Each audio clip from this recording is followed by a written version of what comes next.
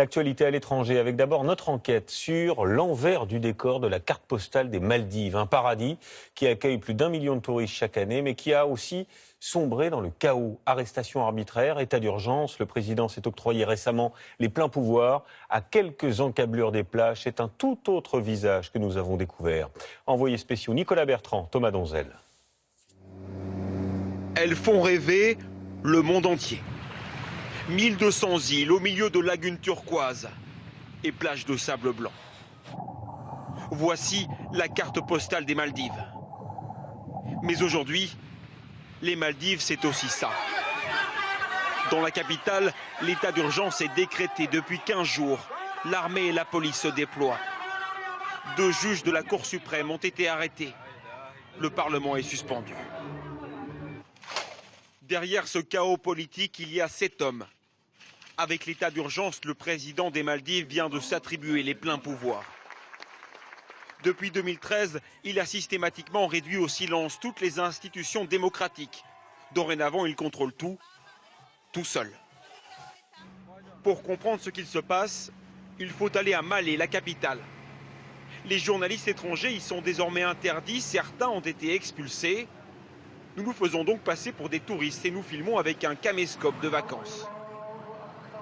Une des seules personnes à avoir accepté de nous parler est Rouchda Rachid. Elle travaille pour une télévision locale indépendante. Avec elle, nous parcourons la ville. Des soldats et des policiers patrouillent.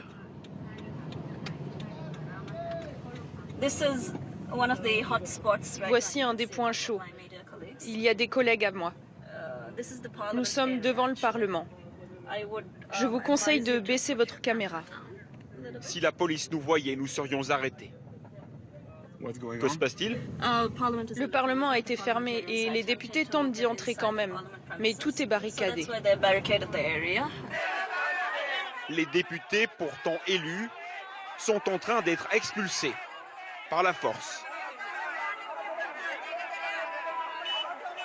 Ça, c'est l'autre côté des Maldives. Oui, personne ne le voit jamais. Les touristes ne le verront jamais. Dans les faits, nous sommes désormais en dictature.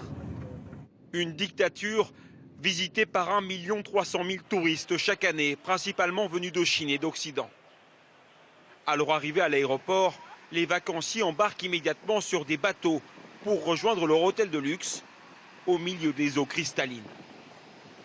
Les remous politiques ne sont pas arrivés jusque-là.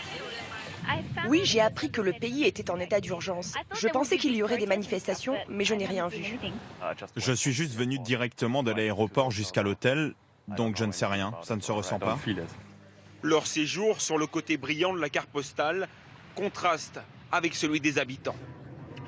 Ces dernières années, plusieurs défenseurs des droits de l'homme, blogueurs ou activistes ont été menacés et parfois même tués pour avoir osé critiquer le régime. Certains faisaient partie de cette ONG. Les gens qui vivent ou qui ont vécu dans ce pays ne le voient pas comme un paradis. Ce qu'ils vivent s'apparente plus à l'enfer qu'autre chose.